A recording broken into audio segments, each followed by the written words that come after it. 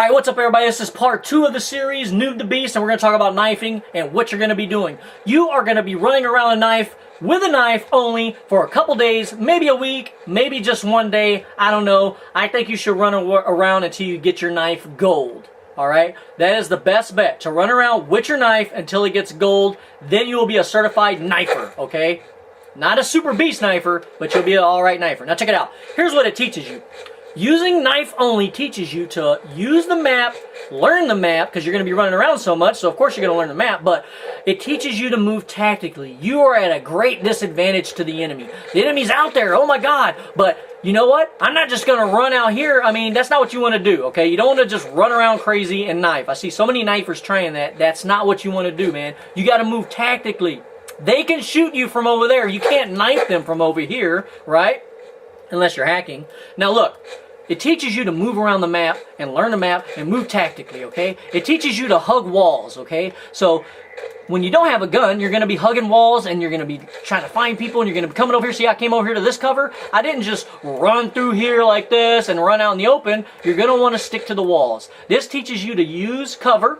Alright, so if there's a guy over there in front of me, and if he's right over there, and I have a knife and I see him, it teaches me to like duck right here and he's going to try and find me, right? I'm probably going to hear him go inside that doorway because he probably thinks I went this way. So it teaches you to outsmart the enemy.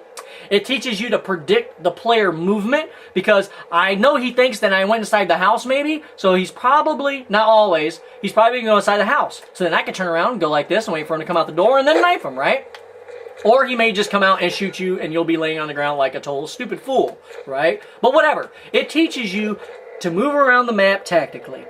Now let's talk about some knifing setups, okay? So some typical knife good setups that you're going to want to use, I'm going to choose a class here, is, let's start down here. You're going to want lightweight and ghost. So you're generally not going to want to use your new account that you started for this. You're going to want to use your account that you already have because you're going to want ghosts no matter what. Now, you can play without ghosts. Just know that you're going to be at a big disadvantage because you don't have a gun to shoot people when you see them.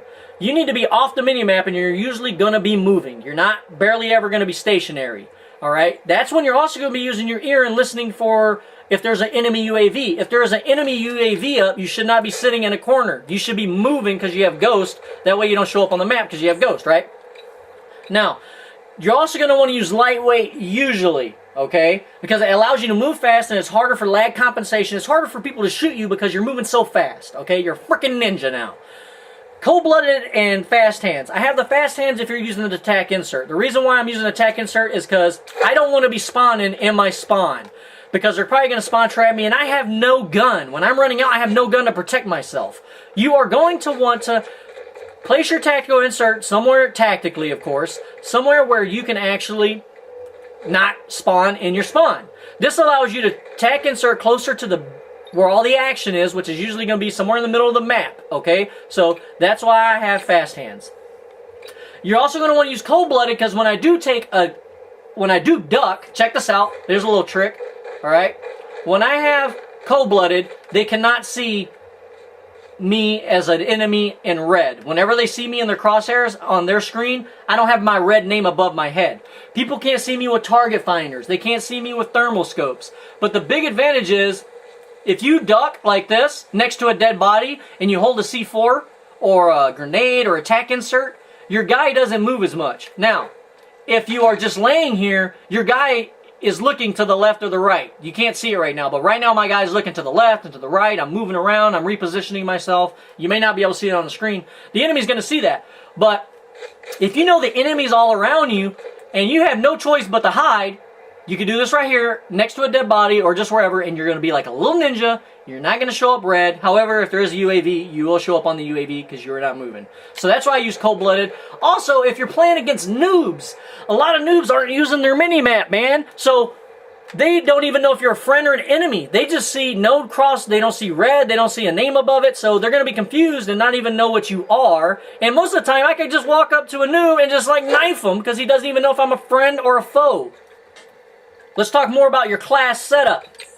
Extreme conditioning on all your knifing classes. You need to be able to move from point A to point B as fast as possible. Let's talk about keeping your extreme conditioning going. Now, when you're running, you need to time your extreme conditioning, okay? You need to do it like this. I'm not just always going to be running and running and running and running and running because it's going to run out. And what if it runs out when I'm right here in the open?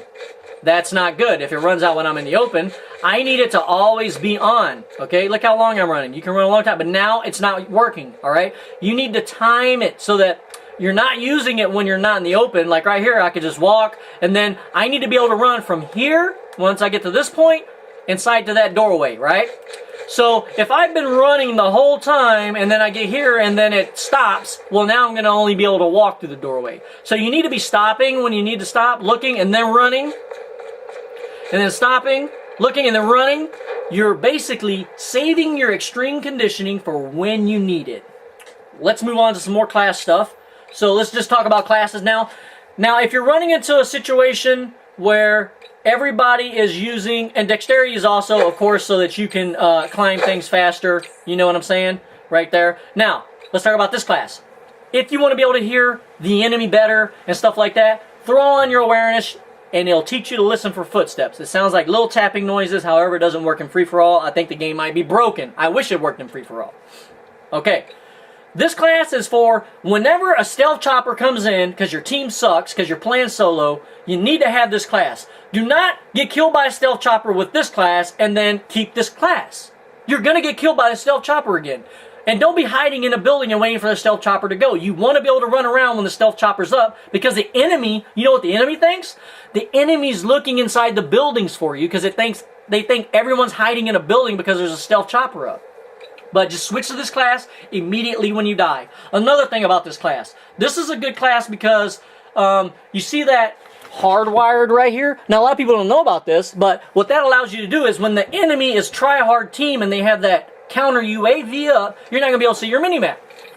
You're not going to be able to see this mini-map because it is going to be blocked out by the counter UAV. Well, that class that I just showed you allows you to still see your mini-map no matter what, and even if they EMP you, you can still see. It's kind of hard to see. I'm using my HD camcorder so I can point at stuff, but it allows you to see hardwired. It allows you to see when all that stuff's happening. Engineer. If you have people throwing a bunch of stuff down, like you have a guy putting down claymores and you already died to a claymore once. If you died to a claymore or something, or a bouncing Betty, switch to your engineer class and you're good to go. Now, this is all tailored to how you want to do it. One more important class when it comes to knifing, and that is your all-around. I ended up deleting it, but what you're going to want is you're going to want flag vest, all right, and you're going to want tack mask.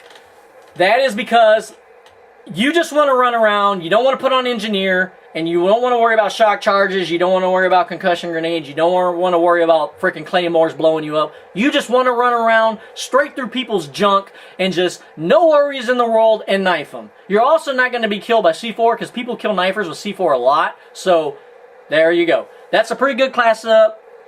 That's what you need to know about knifing. It teaches you to move around the map tactically and start honing your skills and sneaking around the map. Now, once you put a gun in your hand, do not change what you do, because a lot of people, once they get a gun in their hand, then they change how they act. Because, oh, I got this gun, I'm so safe. Oh, yeah, I can just do whatever I want. I'm a gunner, you know. No. Still, if you still play like you have a knife in your hand carefully and move around the map, you are going to play better, okay? So take all of the skills that you learn from knifing and your ducking and dodging skills, outsmarting enemies, because there's an enemy over there on the other side of the car, and he saw me shoot at me, I'm ducking, and now I'm running over here, and you know, if I come out here, I might be able to kill him, but he's head glitching behind this car. Chances are you're in the open. You are going to die, more than likely. All right? But once your aim gets better, you can frickin' take his head off. You know what I'm saying? So, there you go. That is knifing, how it's going to help you and improve your gaming. And then we're going to move on to C4 only and how that's going to help you. C4 only. How is that going to help you? Let's go check this class out. This is the class I want you to run for training. You need to have flak vest because when you throw a C4, you're going to be throwing them sometimes close to you and you don't want to blow yourself up, okay? Because you can't blow your own self up with your own C4. Go so you can stay off the minimap. You need fast hands so you can throw this thing fast, alright? Now, you don't have to have that, but I prefer it for training so that you can really get these C4s out there. you need scavenger because we're going to talk about picking up guns and then also what we're going to include into our training. But you need to be able to get more C4 so you can throw more C4. So you need scavenger, but you can only get it by killing someone, I believe with a knife, but definitely with a gun you get a scavenger pack. Sometimes your enemies, when they, your teammates, when they kill someone, there's going to be scavenger packs everywhere. It will replenish your C4.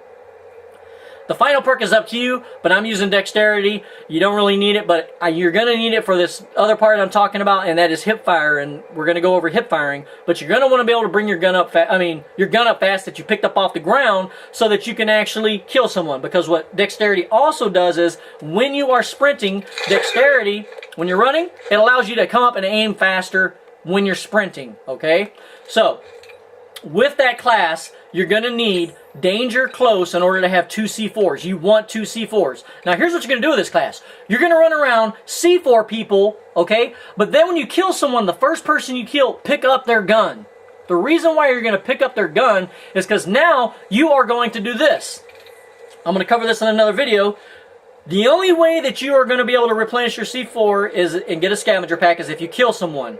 Now, you can either keep training with knifing and running around and only knifing people to get C4 replenished, or if you're working on your hip fire, you can work on your hip fire, which we'll cover in another video, and you'll also be able to get kill someone, get a C4. Once you get C4, you can run around with your gun. However, I recommend running around with a knife because you run faster. And then you're going to start throwing C4s at people and killing them. Now, what does C4 do? C4 teaches you to predict enemy movement after you have seen them, if you see them on your mini-map, stuff like that. So let's say there is a dot on this mini-map right here, and it shows that a guy is over here around this corner, and I see a red dot, and he's right here, right? Predicting player movement is, I know that he's over there, so he must be coming around the corner, so I'm going to throw this and explode it before it goes over the wall, of course. It would blow up right here in the air and kill him as he's running through this doorway. Alright, so let me go kill myself so we can replenish this C4. Alright, now let's talk about actually throwing C4, okay? Because that's very important. You need to learn how to throw C4. Well, of course, you hold this button on the PS3 right here and you start your aiming of your C4. We see the little box, okay? It's like a little C4 box, C4 sandwich box. Now, look how I just threw it. You see that? Well, how do you throw it so far? How do you see people like throwing it super far. Look at that. Alright, now here's how you do that. You pick up your C4, you aim up to arc it, and I do it so fast that it's all at once, but you're going to hold it, jump, and let go. It makes it throw it even further, okay? Now you could throw it even further if you do it at the same time and you get pretty good at it and you're running and then you do it, okay? So you're like this and you go like that and then go even further, okay? So that's how you do it. Now, it teaches you to predict player movement because if I see a guy or hear a guy shooting over there and he killed my teammate, he's probably still over there. He's probably coming around this corner, so I can go like this. Of course, not like that. That was a terrible aim. Sorry for the bad example. But you get the idea. He'll be back there, and I could throw the C4, and I could kill him when he comes around the corner and blow it up and kill him, right? Now, how do you actually blow up your C4? A lot of people only blow up their C4 like this. They throw their C4, and then they push this button back here. Watch. This is how a lot of people detonate their C4. Okay? I'm going to show you again. Let me go replenish my C4. Let me go blow up another car here. I'm going to go blow up this car. Alright, so here we are. So I throw my C4. The best way to blow up your C4 is on the PS3 is to double tap your square button. When I double tap the square button, my C4 is going to explode. Watch. You see that? I did not have to press this button back here. That's how you see people throw the C4 and then all of a sudden it explodes midair. It's because they're throwing it and then doing that. So I can't really kill myself now because I have killed all the cars in the area. So that's pretty much going to conclude C4. Just know that C4 allows you to predict player movement. It allows me to be coming out here, and if I see on my mini-map a guy shooting from over there, I'm able to throw my C4 over there and then blow him up. But C4 teaches you to also be a better aimer because you get better at aiming C4. You get better at all that stuff, looking up and arcing it. It teaches you like arcing. So it comes in real important. Another thing to add on to this is to also after you're done playing C4 for a long time, use other explosive. Get a bunch of grenades. Use danger close and only use grenades and start learning how to chunk grenades. Use stun grenades. Anything that you can throw in this game, learn to use it, practice with it. It's going to make you a better player because it allows you to also predict player movement, but also look up and aim and move around. So that concludes this section of the Noob to Beast series on how to use C4s to better your gameplay.